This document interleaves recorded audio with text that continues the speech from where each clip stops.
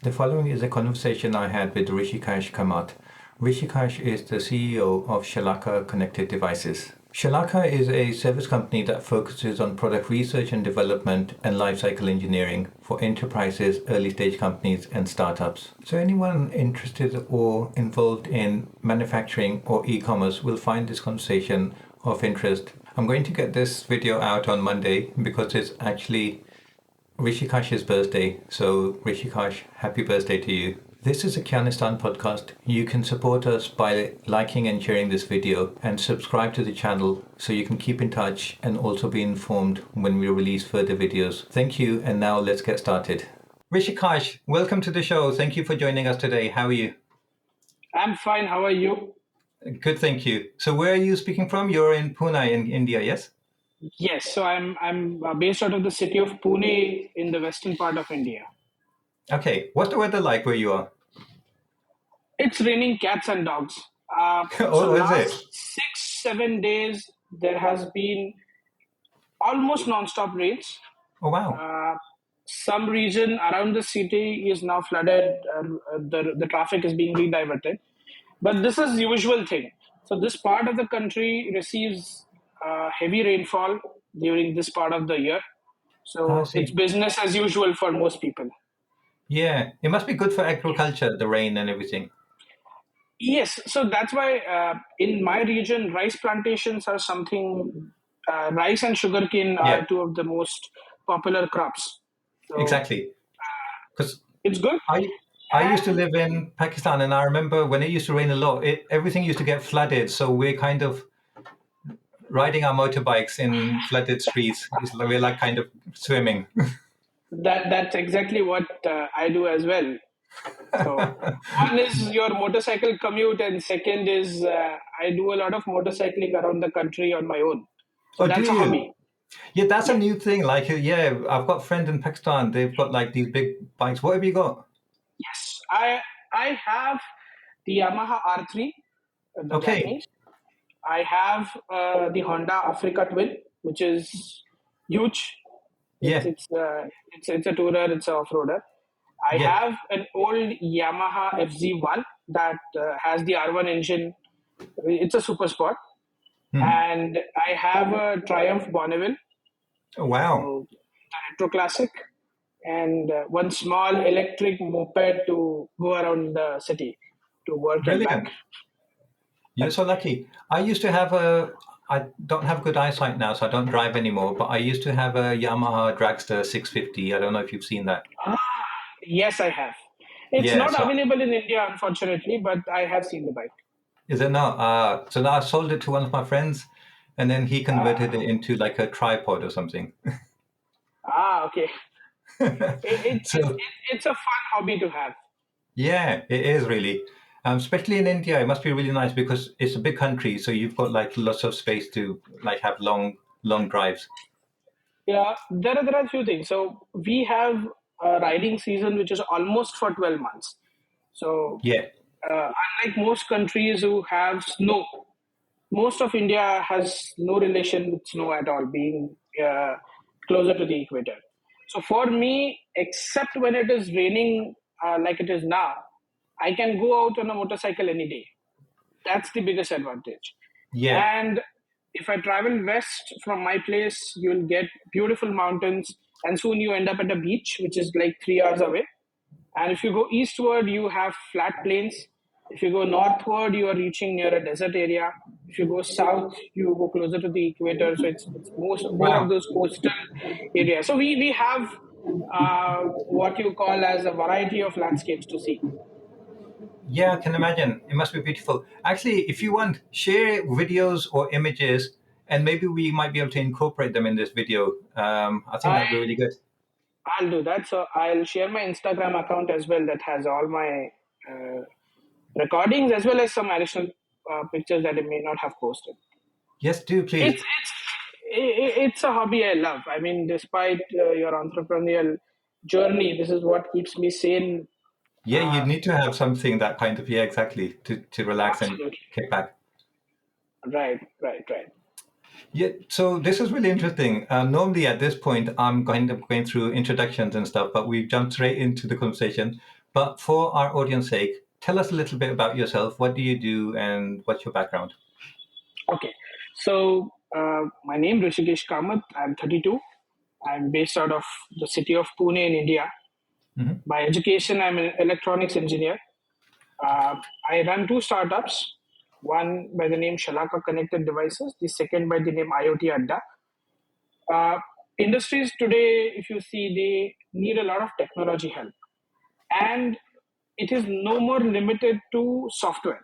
So if you look back a decade back, it was all about IT solutions for industries, IT solutions for logistics, and so on. But now electronics is being the core of most of the things that we do. So your cars are being more and more bombarded with new electronic features. It's no more a mechanical strong foot. You have your home automation system coming, you have security systems and whatnot. You have small variables and everything, which was a distant dream 20 years back.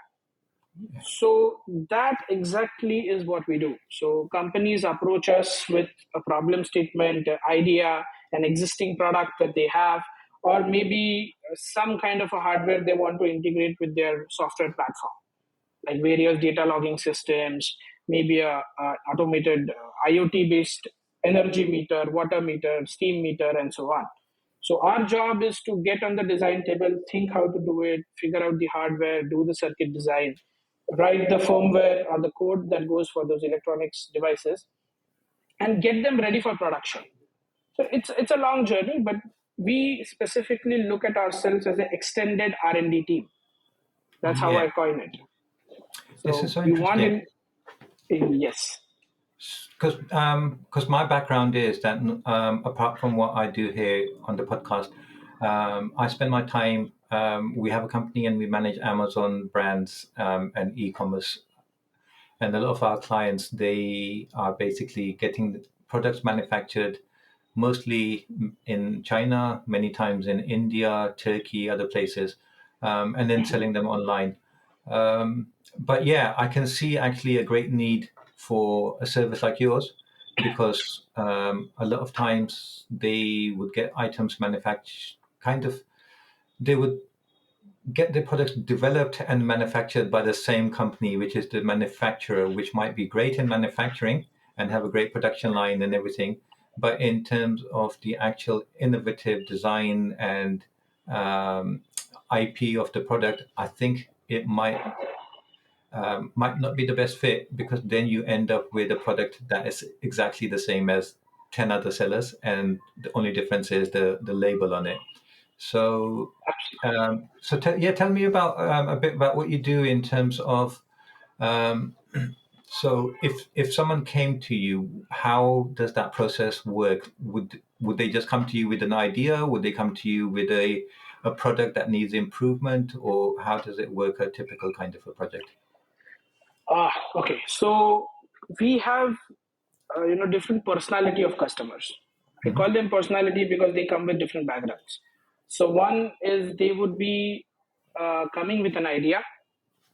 So it's something out of the blue, or it's maybe something that is still in a research mode in many places, or maybe a kind of a twist in an existing product that they don't have. It's manufactured by somebody else. They want to improvise it. So it's a idea to product journey. Some brands come to us with an existing product.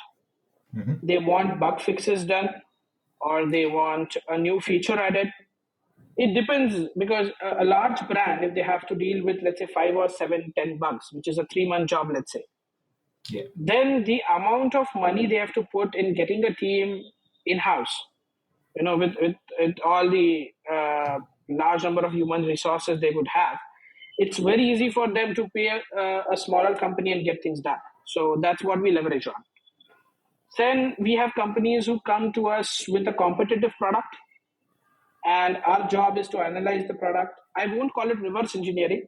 Our job is to analyze the product and look at a version 2 of the product. So we are always one step ahead of the manufacturer. Yeah. And a unique type that I have is they come with a problem statement. This usually happens with industries. So let's say there's a manufacturing industry, an automotive industry, or something. They are a full running business. but they want something that can improve their operational efficiency. Or maybe they have a very peculiar problem for which there is no product in the market. Like for example, one interesting use case was so milk is collected in small villages, and Yeah. then there is a milk van that goes to every village and collect the milk, and they get it back. But sometimes the quantity of milk is not economical that a truck or a milk van goes all the way to that village, collect it, and get back. So a company has designed chillers that can store the milk for 48 hours. So it's a cold storage unit with a stirrer and everything. But then there was theft happening. So they tried the typical thing of weighing the milk and finding out. But if you swap it with water, let's say I take out 2 liters of milk and put in 2 liters of Yeah. water, you can somehow manipulate it. Yes. So our solution was we built a pressure sensor that takes the pressure inside the unit. So and which had high accuracy as compared to what your regular load sensors give you, because there are thousands of liters of milk. It's not 10 or 20. So the small resolution of weight change or pressure change that we need to understand, we needed something that is precise to 1 liter or 1.5 liter, whereas these weight sensors could behave somewhere by 50 100 liters of change. It's only when you take out 50 liters do you see that something has changed. So these are the kind of unique problems that we have to deal with. I mean, there's no product in the market, but then we built it for them. They are now selling it to their competitors, so it adds a revenue stream to them, because it's a common problem. If they don't sell it, somebody may get it designed outside. So might as well have an additional revenue stream. So these are the kind of problems that we have to deal with, which is a very interesting set of customers. Now, Yeah. when they approach us, we first have two kinds of analysis done. One is what I call a technical analysis and a financial analysis. Now, sometimes uh, uh, the product they want to build, they have very high technical specs that may not be achievable at a certain cost. So if I want an expensive sensor, or if I want to run some expensive, let's say, ML algorithms on my system, then my hardware needs to support it, and that comes at a price for a volume. So we are talking volumes and price. So we do this technical and financial analysis for a customer at their start, so that they are confident when they hit the market, because they would be typically looking up for ingredients or the components online, and they would do a rough calculation. But there are a lot of losses that happen. You need to take into consideration, and a manufacturer to manufacture ships it out to you, the plastics that get inside, certain regulations that you have to think about. So for example, if I have to go for some kind of a certification, the certification cost needs to be added on the product. So these thought processes may or may not be there. So usually my team sits with the customer, understands the financial and technical aspects, and then we give a proposal of a time, number of resources, what we would need, what we have internally, what support we need from outside. So testing agencies, or maybe you have domain experts. So let's say I'm working on a let's say an automotive equipment. I need to have somebody from that industry to help me out, because as an engineer, I know a certain level of engineering, but domain specific is what needs. So we collaborate with these people and give a complete project cost. So a number of resources, time, resources in terms of material and man, and that's when the execution starts. There are some projects which are completely research oriented. I mean, it's very hard for me to say, okay, we'll give you a product in 6 months. So we need to look at what the customer wants, what are his benchmarks for a good result. So sometimes they just tell me, okay, you have to try it, and if it works, we will build a product around it. So it's similar to research Yeah. grants that universities get. So we do take up those activities with a different mindset altogether. And then once we get on the work, then we have the hardware team working on the hardware, the firmware team working on the firmware, the cloud, the mobile app, the teams coming in based upon what's needed. And at the end, we give maybe 5 prototypes, then about 50 or 100 engineering samples. We can test it out. It depends on case to case. If it's an expensive product, it will be just 3 or 5 engineering samples. If it's a commercial good, it may be hundreds of samples for the customers to test. And once we have a checkbox that it's working as they're expected, or if there are to's and fro's, you need to change some specifications because of last minute challenges or whatever. Once that is done, we hand over the IP, or we have a shared model. The costing depends upon customer to customer, but that's when it goes into production and then it goes out. Yeah. So this is the entire product life cycle. Mm-hmm. And there are cases where I have to support on the journey of the product. So your product life cycle starts at the ideation stage and ends at it become obsolete. So sometimes out in the market, you need to push an additional feature like an over-the-air update, or maybe there are bug fixes, so you need a version 1.1, 1.2, or something like Yeah. that. So we are like a team. We don't look at ourselves as a customer and vendor approach, but we look at ourselves as a partner, as a development partner, or as an extended research and development Yes. house. Yeah. So Amazing. So just going back to the example that you had, for example, for the milk project. So was that a project? So was the end user going to use that device in India, or which country was that aimed for? it was consumed in India and Bangladesh. Okay, because what I'm thinking is also, or maybe a little bit about the example you gave about the automotive industry. So if you were tasked to develop a product to do with the automotive industry, and obviously you're going to need specific industry related information from someone in that sector, how do you deal with that? If that in First of all, do you have partners in India that you work with, or would you just approach a company as you're speaking with the client? And what if that particular expertise doesn't exist in the country where you're located, and even in the country where the client is located? So it's in a third country. How would you go about that?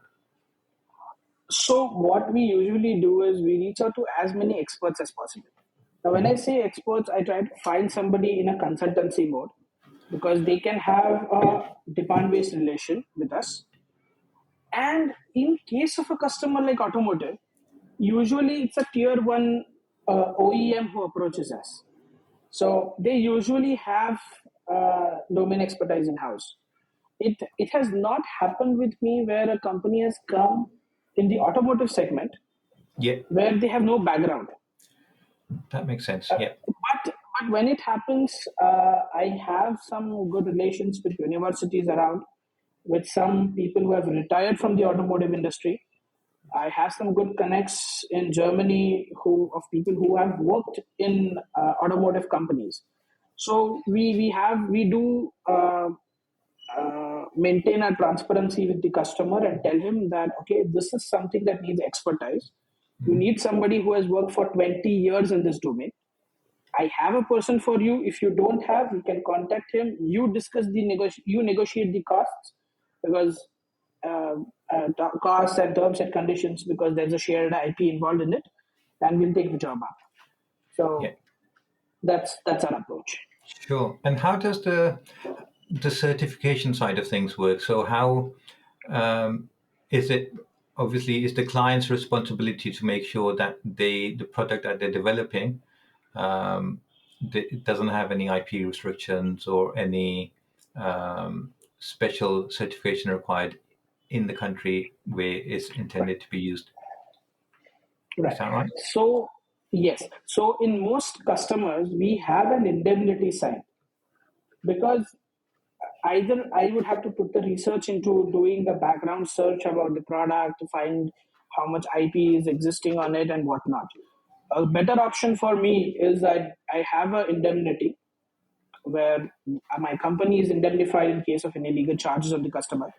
And I try to maintain as much as what you call as ethical uh, cleanliness when it comes to copying a device.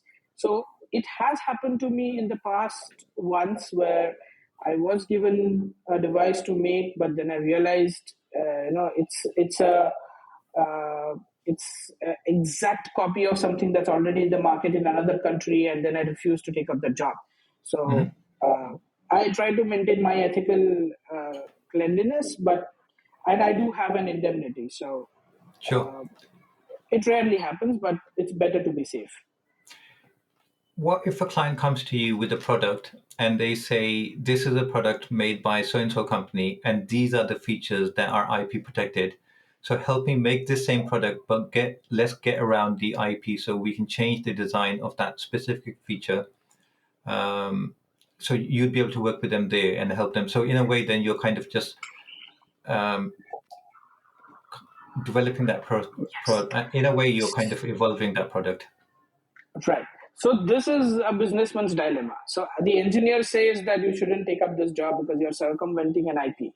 The businessman says this is what you need to make the company bigger. So one is the indemnity helps me keeping myself safe. And if there is an ethical approach in circumventing the IP, I am good to work with it because we have to put our own research, put our own effort into getting an alternative solution, and that's not wrong. Yeah. So exactly. It's a balance I have to choose. I mean, this is what I call a classic dilemma for a businessman and an engineer. Yes. Sounds good. Also, at the start, you mentioned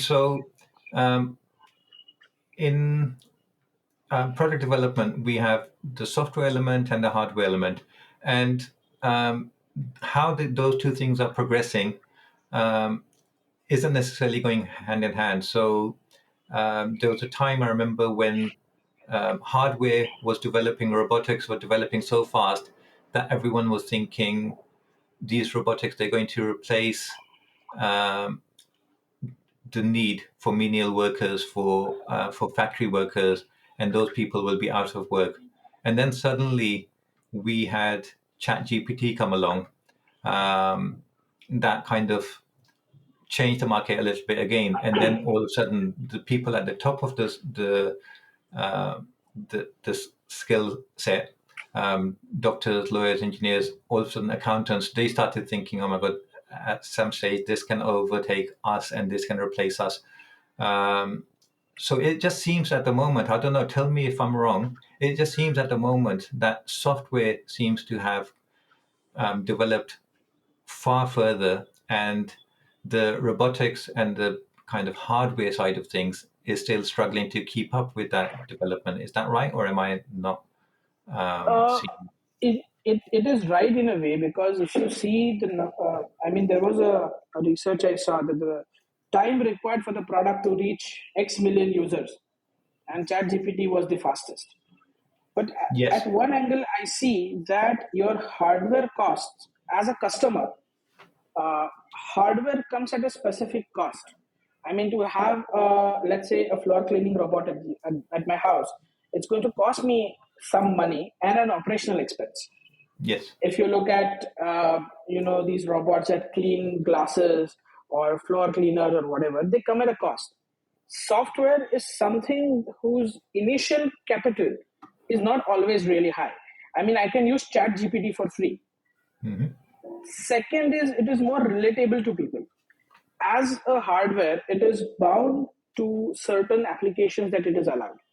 But ChatGPT, I can ask it recipe. So if I give it a list of ingredients I have, and I say I like Indian food or whatever, it can suggest me a good dish I could cook. It could help me plan a trip. It could help me solve a code. So you have multiple uh, applications to it. Yeah. And that's why I feel we look at it as extremely progressive. I mean, right now we are dealing with ChatGPT into everything, whereas hardware is not that easily penetrable. Yes. So I would say that software right now is at its ripe. It's being what you say. It's the apple of everyone's eye. Everybody Yes. likes it, and we don't know how big the bubble is going to go. But there has been cases. So the international stock markets have gone a little up and down on the AI focused companies, but we don't know how it's going to turn up, or rather, we don't have the right information as common men. I think you're right. At the moment, every company is just competing with each other to have an element of AI in that they can kind of show. my producer and I, we've been looking at different software for podcast recording, and we've tried a few different ones, and they all have their pros and cons. But the most recent one we tried um, had all the bells and whistles. It had AI capability, and it had all of those great things. But then it wasn't compatible with Android devices, and I was thinking this is like ridiculous because that's the most basic thing. Yes. It's working on Apple devices. Now get it to work on Android, but instead they were probably deciding that they need to compete with the others and make sure it's AI compatible. So let's just put all the focus there. So I think that's kind of the rush, the mad rush that companies are seeing at the moment. So this is happening in India as well. I see a lot of startups, a lot of companies who are suddenly saying that we are AI enabled. Yes. And I have a big question mark when it comes to it, is what are you referring to as AI over here? Yes. So I have a feeling that so in 2015 and 14, everybody was talking that we are IoT enabled. And today we are talking about that, we are AI enabled. So I feel that people want to jump on the bandwagon. It's a good marketing strategy. Uh, you get investors to put in Yes, money, that's it. and It's a all mediocre investors. product can get money. A mediocre product can get money. Yeah. That's I mean, I don't know how people take it, but that's how it is looked at. Another 10 years back, everybody was talking about cloud. So we are a cloud solution. Yes, I We are no remember. longer. So you look back 15 years or so, and you were talking cloud, then you moved to IoT, then you move to these community apps that flourished during the lockdown time. Everybody was at home; they needed Yes.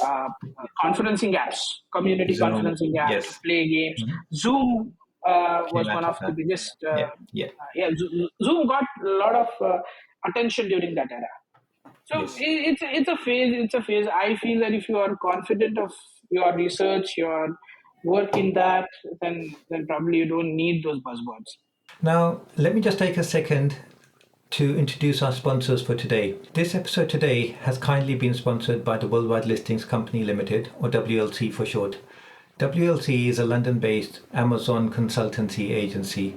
They specialize in everything to do with sales on Amazon. So that includes everything from product research, supplier sourcing, keyword research, listing creation, image editing, video editing, advertising management, inventory management, shipping, logistics, and warehousing. So if you're currently thinking of starting your own Amazon brand, or even if you're an existing brand wanting to broaden your horizons and either go into new marketplaces or other platforms, then do get in touch. WLC is just what you need. WLC also is an Amazon partner agency. Amazon has recently started a program whereby they can partner with select agencies to provide extra support to qualifying sellers absolutely free of cost.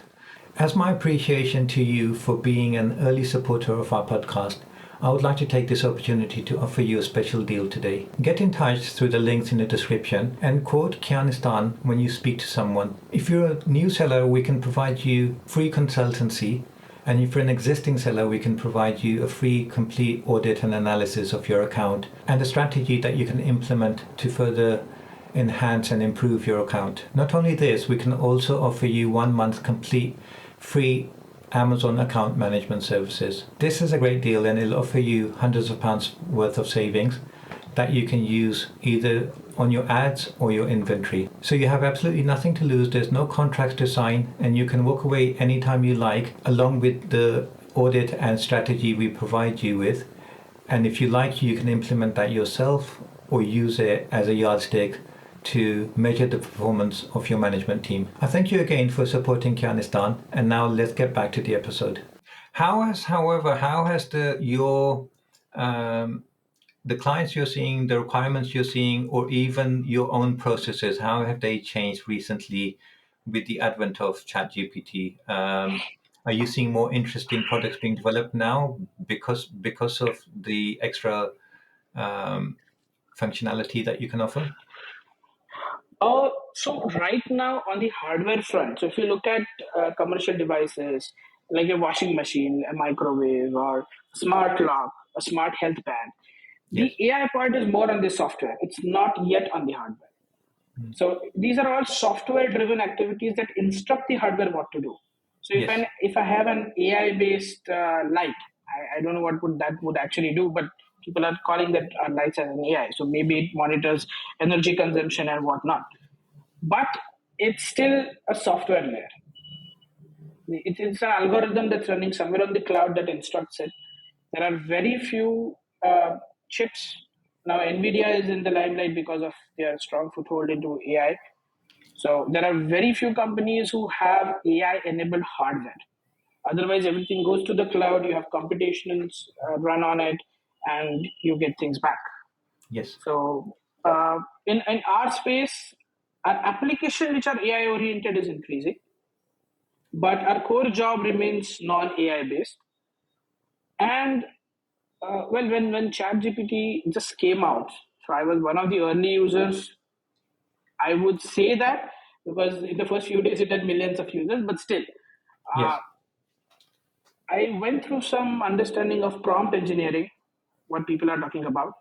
It may become a full time job for some part of the company one day where AI response, the LLMs or your generative AI, they typically react to the way you command it.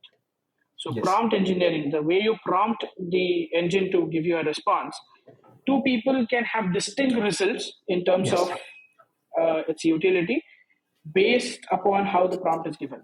So that's what I focused on. At the start, I put some hours of it into understanding how the system would work. And now my next goal is to make sure my team are good at prompt engineering. So I could reduce the customer development time. So I'm not looking at it from a product perspective, I'm looking at it from my operation perspective. Yes. How I could speed Exactly. things up. So Makes sense. that's the area where I'm exploring. I have purchased the plus accounts for the AI engines, which is not really expensive, but that's what I'm experimenting on to see how prompts can give you a different view of how you are doing. So be Yeah. it debugging a circuit, be it debugging a code, being you're stuck somewhere, and it can lead you to options on what you can think. Yeah. And it's doing fairly good. It's not bad. It's doing fairly good. What about 5G? Are you seeing a lot of products that need to be 5G compatible at the moment? So in most cities, 5G network is available almost everywhere. There are very few dark spots. On my phone, I get around 150 Mbps to 300 Mbps. I mean, depending upon how much coverage I have. But and we have unlimited 5G since this is more like getting the customer hooked phase Yeah. for the service provider. So in most cities you would get good connectivity. In villages you would have 3G or 4G for sure. I mean, I Yeah. don't get the E symbol, the edge symbol anywhere. I rarely remember seeing it on the phone. So it's there in major places. When it comes to these internet service providers or your phones, they are all 5G enabled. But other appliances, let's say you look at a smart camera, your uh, your robot that connects to the internet, or your floor cleaning robot, or anything like that, they would Yeah. still rely on 3G or your Wi-Fi, home Wi-Fi. There's an I see. interesting payment concept in India, which I'm not sure how many people know. But if I have to pay somebody, it's called UPI, and if I have to pay somebody, let's say as small as a amount as 50 rupees or maybe something even lesser, Hmm. we have our unique codes which we enter, and the amount is transferred within few seconds. Yeah. And an interesting product that came out of this need is for vegetable vendors or these shops where multiple people come and Oh, use yes. digital payments. And when I pay you 30 rupees, there's a small speaker that's connected to the internet, and it will make a sound and tell you, XYZ rupees received on your account. So that's one interesting use case that you will see in every shop across the India now. So even at the most remote places, I'm out on a motorcycle. I don't have to worry for even a credit card or my debit card or cash. it's almost, I'll say 99% of the time I can simply scan the QR code and do a payment. I So see. that's the best thing that has happened for the market, I'll say. And what network does that work on? So is that 5G or is it 3G? It's not It's kind it's of network it's it's specific. it's 3G. It's 3G, and if you don't have 3G, it goes back to 2G. Okay. So tell me So this, like, what's the difference that 5G, can you see on the ground, like either in your like day-to-day life, the products that you're seeing, how they're 5G enabled and what or even the clients that are coming to you, is it creating new opportunities, or is it kind of at the moment the network is there, but the actual products have not really started developing accordingly? ah, so 5G is basically focuses on a larger bandwidth, but Hmm. that comes at a very high battery consumption cost. So you have a win, you have a loss. You have a win of having a higher bandwidth, a Yeah. loss of lower battery life. So most customers who are looking for an IoT solution that is battery powered do not want to move to 5G this early. They want the device to be 5G compatible for the future. From the antenna design perspective or from the chipset that we choose, Yeah. we do consider a 5G variant coming in the future. But right now, most of the devices are 4G enabled or Wi-Fi enabled. So it's looked at this way. If this is going to be a stationary device, something in my home or something in an Yeah. office, it's Like a going to fridge be or a coffee Wi-Fi. machine or yeah. Yes, or it's going to be Wi-Fi enabled for sure. Hmm. And you can always provide it Wi-Fi through your phone's hotspot. So Yeah. your personal hotspot does the job. If it's something that moves around the city, so my moped that I ride, it's a small scooter, and it's not a Hmm. motorcycle, but Yeah. it has a SIM card that has 4G. So on the dashboard, I can see maps of where I'm traveling, and it can, if let's say I've put it for charging at the charging station, I can see the live battery status on my phone app, and it does over 4G internet connection. That so it's an eSIM that's there in the bike, that's there in this Yeah. moped. So that's a very interesting use case. So connected cars, in a way, they're connected. I mean, they don't send data like speed and whatnot, but it focuses on how much battery you have, so how many kilometers you can ride, or what is the state. So if somebody moves my vehicle, let's say from point A to point Yes. B, I can get a notification on my phone that somebody has moved the vehicle. These are very good use cases because of 4G becoming more popular. 5G would be looked at from the main angle of using video and audio analysis. So if there's let's say tomorrow we move to complete wireless cameras for traffic management or maybe guest management in a factory or something like that, that would benefit pretty good from 5G network because you will have streaming done in real time. So that's a benefit. So if you are having some kind of AI layer, so let's say in factories, I want to see whether every person moving is wearing a hard hat and maybe has gloves or something like that. Then my camera can quickly grab the image, push it to the cloud, if not local computation, and generate alerts faster. I can store the stream on the cloud for a few days, and then your 5G does the job for you, which may or may not be good with 4G. Yeah. So that's where we are right now, at least in India. Are you keeping abreast of like technology generally in the sector? Like, for example, self-driving cars and things. Do you think we'll actually see those in the near future, or do you think there's still too many obstacles in the way? So when it comes to being familiar or being updated with the latest news, that's what my second company does. So it's called as IoT Adda. It's basically started as a blog. So what I do is I try to write about the new technologies that are coming and I post. So a company Hmm. launches a new chipset, I'll write about it. A company has some algorithms, some development kits for students or for professionals, I'll write about it. Attend some events in the industry. So that's what I do. So when it comes to these exceptionally long technology, you talk about self-driving cars. Yeah. It's a long way, especially in India. So I always say we have harmony in chaos. So I'm not sure if you've seen the condition of traffic in India, but if there Yes. are 3 lanes marked, you would have 6 lane people. But that is how it is. If we decide to follow the European way and have a car one behind the other with You'll car never length get to work. distance, we'll never reach to work. So a Yeah. funny thing did happen to me. So I was in Germany for a month in 2017-18. Twice I'd been there for customer activities, and I did drive around. I got used to the way people drive.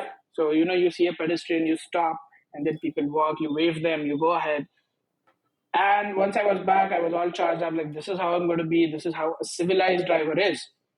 And the moment I stopped for one pedestrian, tens walked, people tell me to wait. I was never allowed to go ahead. So I finally Yeah. had to Put through. be arrogant and just drive. Yeah. So that's a fact here. And, you know, these autonomous vehicles can have applications in a planned area. So let's say there's a factory or a museum where people are visiting in and out. So you could have visitors sit in a autonomous vehicle, Yes. and it takes you from station one to station two. That's possible. Yeah. So a more In controlled environment. Yes, so roller coaster. I mean, these amusement parks, uh, Yeah. universities could have it. Large universities with good roads where you have a controlled traffic or you Yes. have discipline. So that's really a nice place where this could click in the Indian market at least. But apart from that, ADAS level two autonomous driving is something that's getting popular in cars now. Mhm. So driver alert system and some things like your lane assist and all are getting popular in cars. But I don't see anything happening very soon regarding complete autonomy. And then you have people goofing around, so it's really risky. Yes. Okay. What about like so in the kind of work that you're doing day to day, where are you seeing the most like innovation? Are you able to talk about some of the innovative products that you've worked on without obviously harming the IP or like Okay. Wearables protecting is your clients? something absolutely. So wearables is something that's getting popular. So asset tracking using small beacon gadgets is something very popular in the industry because RFID needs to have a scanner at every place. So we have designed a solution that you could hook it up to 1,000, 10,000 assets, let them move around in real time, let it have a temperature sensor, and we would dynamically keep collecting data. So it becomes like asset tracking system right from logistics management inside a factory. So this is at a focused level where GPS fails. So if I Yes. have to find whether I am in room A or room B, that's where a GPS device won't work. Yeah. So we use the beacon network to identify where the person is, and this can be used in Inside the medical. building. Absolutely, so floor one, floor two, room one, wherever he is. So plant manager needs an emergency, you find him. You want to track expensive assets, you want to track expensive paintings, you can have it. You need to track where a doctor is. So let's say there's a big hospital, you have some critical emergency, you can Yeah. simply see on their platform where the where the doctor is, or you can have children monitored in the school. So there are certain places where the students must not enter. There are certain rooms where your staff and students shouldn't be there for a long time, or whatnot. I mean, the So number of use cases you can look is really big. that's good for like people like me because I'm visually impaired and I use apps to help me navigate my way if I'm going from point A to point B. Just like a car would, it would just tell me to turn left or turn right or change the destination or whatever. But obviously, that doesn't work inside buildings. So something like this would help people with Absolutely. disabilities inside, like find their The way building. around inside a building. Absolutely. So you call it as in-house GPS system. Yeah. So So is you that can something use you're it. working on? Yes, so we are working on this. Then for a customer, we have designed a camera-based vending machine. So you do not need to, have the coil rotate. But what you could simply do is it's a simple refrigerator. You open, pick up whatever you want. Cameras track what you're taking, and we bill it for you. It's a research activity that we did. It's something that's Oh, still in a okay. very research oriented age or That's stage of the interesting. product. That's a little bit like the Amazon self-checkout stores that Yes, they made. it's a variant of it, but we are Yeah, having it in a very controlled segment. So yeah, we are not targeting a grocery store, but targeting a small refrigerator or a Visi cooler that you call. yeah. So 'Cause- now, learnings from these research activities can be pushed into asset tracking for industries using camera, finding out using camera vision for analysis of various medical diseases, uh, safety requirements. In case of hazards, you can use cameras to see, how many people are inside. You can use thermal cameras to see, track where humans are and whatnot. I mean, use case is big. yeah, sounds good. My previous guest I was talking to, Chris, he is like um, he has a website to help archaeologists and treasure hunters, um, and so his followers, his community is deeply involved in using metal detectors and other things. So I'm sure at some stage I might come to you for some advice in getting like a next level kind of a metal detector created. That I think This that is might, this is interesting. yeah. So also tell me a bit about. So you mentioned medical devices. Do you normally work with medical devices, or what things do you work with, and what things do you kind of stay away from? So we have not worked on medical and defense. Those are Uh-huh. two areas where we have not ventured into. Uh, Is but that a our coincidence or is core that by focus. choice? It is by choice. It is largely by choice. Hmm. So that's an area where I don't have sufficient expertise nor the confidence to get into. Okay. But if you look at something like diagnosis, I mean, Yeah. which can give you a reference. So just before our call, I was checking out an article that used images from people body tissues to predict cancerous cells 5 years in advance. So it's a research by MIT. Yeah. So something like that can make sense in my kind of environment where I would prefer working on it. Or maybe dental scans, retina scans, and these kind of activities. Uh, Direct medical devices, blood pressure monitoring. So even during the Yeah. COVID era, a lot of companies pivoted into monitoring the SpO2 sensors, or they made these quick ventilators that were portable.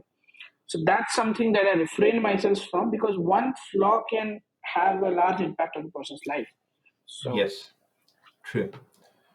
And so, just so that my listeners understand, you are involved entirely in the research and development phase. You're not, so you're not involved in manufacturing. So from there, once a product is, the prototype is developed, then the client would either have their own internal manufacturing processes, or they would then take it to a company in China or wherever it would be. yes, that's right. Because I have, somewhere understood that designing or design thinking or research activities, they have a very polar mentality when it comes to manufacturing. When it comes to manufacturing, you have a fixed timeline. You need these number of products per day. This machine should not do machining for more than 5 minutes on a particular part or something like that. We are very much time constrained. But if you Yes. look at designing activities, sometimes you would have no results for 3 days, Yeah. and the fourth day suddenly a lot of things start working. So it's very hard to measure productivity, and it's very intangible. So if you see, Yes. most companies look at design productivity from how many hours the person is in front of the laptop, which is not really the way it should be. I may work 3 hours in front, but if I'm giving my an output, so the mentality is different. It's very hard for me to have my feet on both stones. So, Yeah. choices. I love innovation. I love focusing on innovative ideas, and I've kept myself there. And do you work mostly with like large brands, or do you also work with startups or small companies trying to get their items out into Amazon or Walmart or wherever it may be? We are open to all. So nothing specific. We have had customers who were just starting out. There were two founders reaching out to us. So as long as you have your terms and conditions, your payments, and our commitments on the design aspect, everything clearly present, I don't worry much about the size of the customer. So Yeah. every customer was, maybe it started in a garage. That's what some people say. Keep themselves motivated. Yes. But I'm just wondering how, because there's a lot that will need to go into developing a brand new product or a brand new method of working. So, first of all, how do you normally price something like that? How do you know what work will need to go into it? Does the client have a good idea when they start, um, from start to end, what they're getting into, or is it like a um, something that kind of becomes clearer as the process goes on? Ah, so here typically there are two models. If it's a pure research activity, which it's a long tunnel, Hmm. then we usually have a monthly fee. So I Hmm. have 10 engineers working for you. This is what it costs, and we have monthly targets. We need to discuss with the customer what we have researched about, what we have done, and it's a long process. If it's a fixed product, so let's say somebody comes to me with a very crystal clear idea, they tell me, okay, they have every other aspect figured out. They have the UI figured out, they have a number of input outputs or whatever else. Then we usually tell them, okay, there would be four people working on this for 6 months, and you pay me in milestones. So I'll give you a prototype. I need XYZ amount of money to come in, and then I move to the next milestone. So it's a typical software-like approach. Yeah. And research are usually long running. I mean, you may fail, you may succeed, you really never know. Yes. It's like you're a crackpot who may hit the jackpot. Yeah. Very good. And do you only work with electronic devices, or do you also help develop like um, non-electronic products, like I don't know, a cup holder or a car cover or something like that? No, we focus only on electronics because that is my strong forte. Hmm. But I do have a designer who is there into designing products. So I mean, if a customer comes to me with these kind of requirements and I have a good relation with him, so let's say an old customer comes back, or there's a need for a product. So let's say I'm building Yes. an electronics gadget for which it requires some kind of a physical asset. Then I do have a resource who will sit on it and help. That's not something I actively advertise about. Yeah. I see. Yeah, it's the same with us. So in some way, so we normally specialize in Amazon accounts, but if our existing clients they want help in other platforms like eBay, Walmart, Shopify, then we can do that as well. But we don't really go out and look for it. Um, what about like training and stuff? You're involved in training. What's the kind of typical clients that you work on, and how's that kind of developing? So training for us typically focuses on established companies. So Hmm. you see new technologies do keep coming in. So now people are talking about NB-IoT, LoRa communication, Bluetooth 5.4, and whatnot, or some kind of an new camera sensor and all. So usually our training customers are customers who have a large team. They would have 10 to 30 engineers. There would be a lateral movement from one project to another, or they would be new hires from graduates from universities, graduates or postgraduates, and we do a bridging session for them. So you're bridging the academia with the corporate. So it's more like you teach coding standards, you teach how to write an algorithm. They are usually familiar with syntax and whatnot, but when Yeah. it comes to working as a team or working on new technologies without you are overwhelmed when you see a bunch of documentation in front of you. 100 pages, 200 pages of chipset and what its various mathematical formulas. So our consultancy or our training activity is to get people familiar to it. just like those courses on Coursera, edX, and Udemy and whatnot. Yeah. But it's very specific. It's in person, where we visit the company. We sit for 5 days, 8 hours a day, 10 hours a day. Sit with the team, have a formal training session in the form of a PowerPoint presentation, and then you actually have hands-on session to try out different exercises. So, basic activities. The Yeah. reason we continue with this is because it is like a foot in the door for us. So when I visit a large corporate, so see, we are a small company. Mm. Okay, so when a large corporate is working on a product and we are training them, they also see through the quality of our training that we understand Yes. the subject. So, if not an outsourced activity, I have had engagements with the customer where we charge them for a technical management job. So it's like we'll visit your place once a week, sit with your team, find out their challenges, help them, like an additional consultant who comes in and out, or maybe work every day over Teams, or they are if they are out of Pune, they would visit my office. We would sit with them, kind of uh, an extended R&D team which is working together. So Yeah. that's a unique way where which works out, and that can lead me to future projects. So Yes.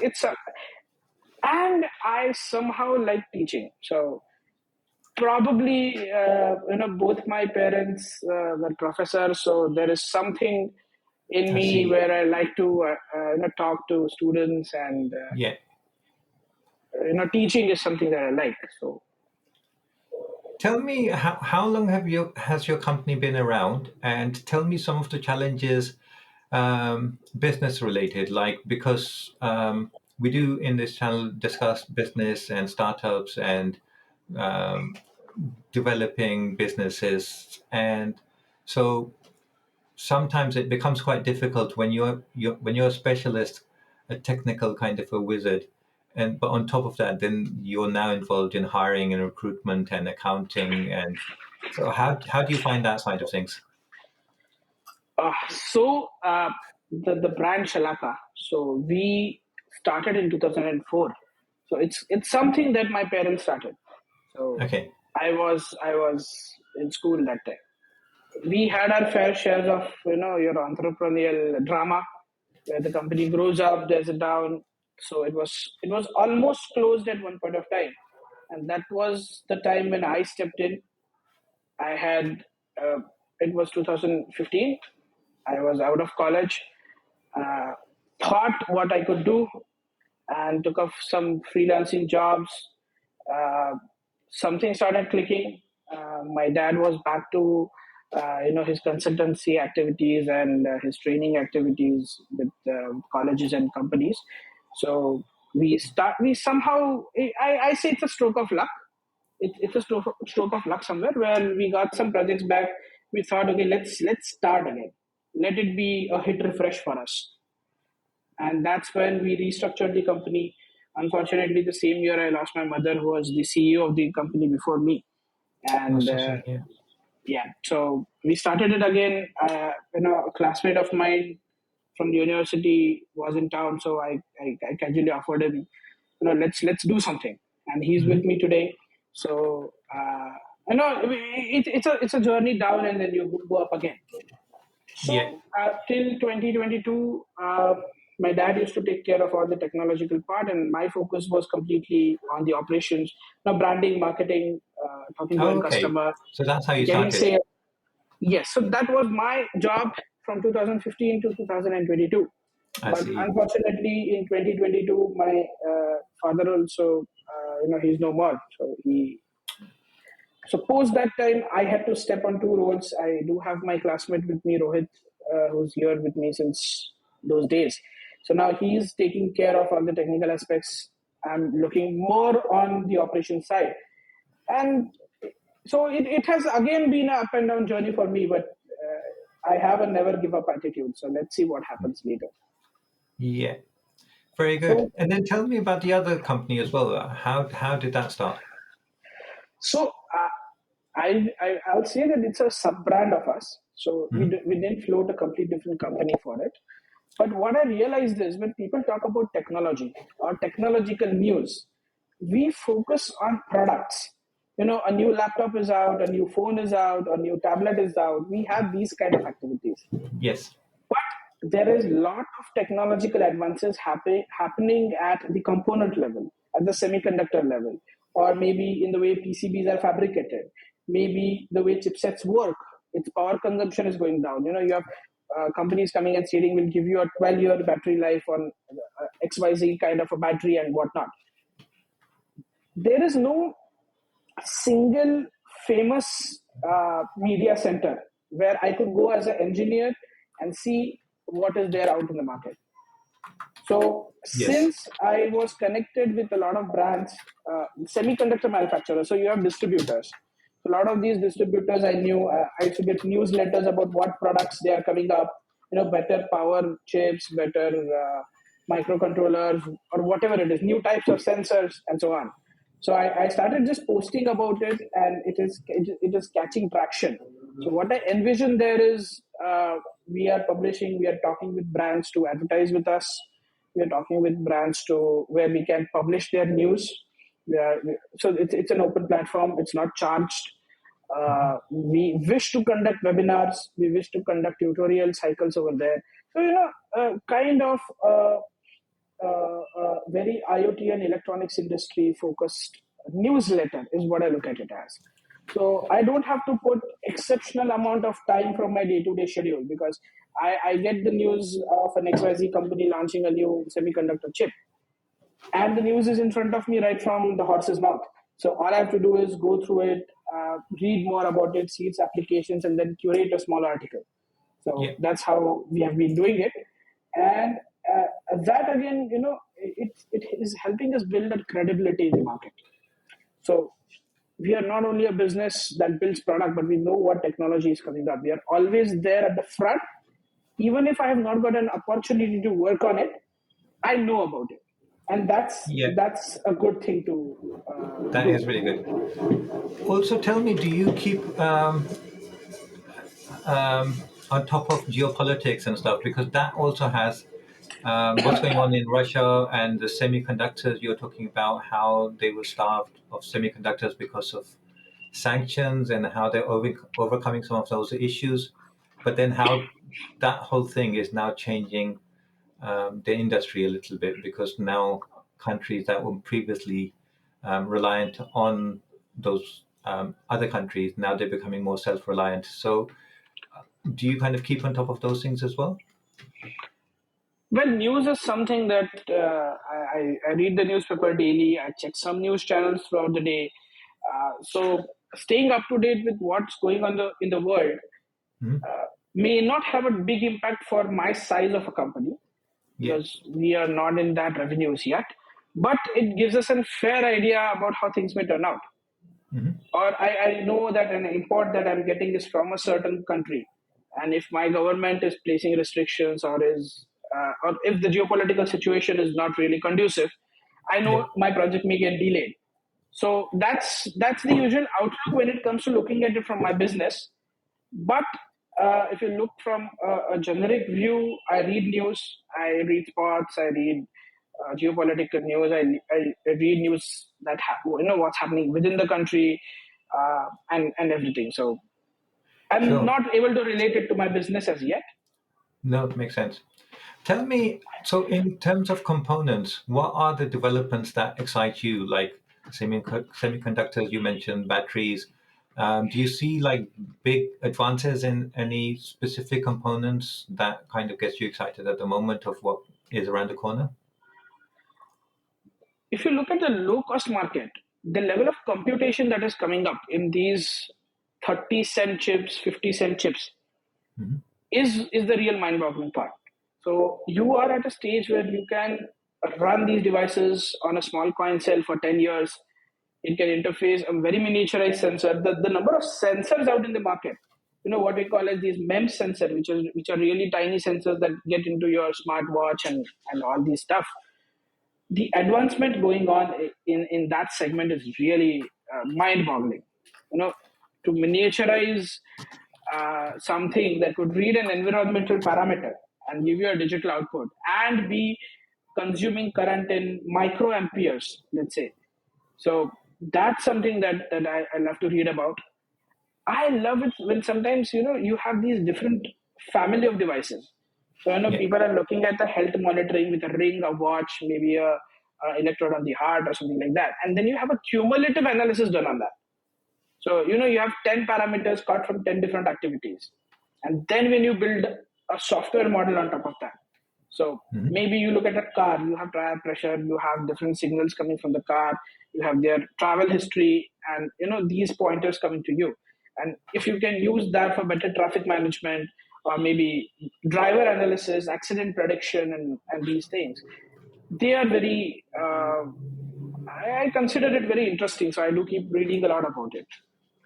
I think you're right, because there's actually so much development in kind of areas that might otherwise seem unrelated to each other. But some of those technologies, we don't necessarily need development, but we need someone's clever like yourselves to put those things together to make something new. A bit like how Apple iPhones were invented, because that technology was already around, but it was someone putting it all together to create a new device. Absolutely. What do you think about batteries? How are things changing in battery lives, and whether those are small batteries for phones or car batteries or generators? How are things in the So life of?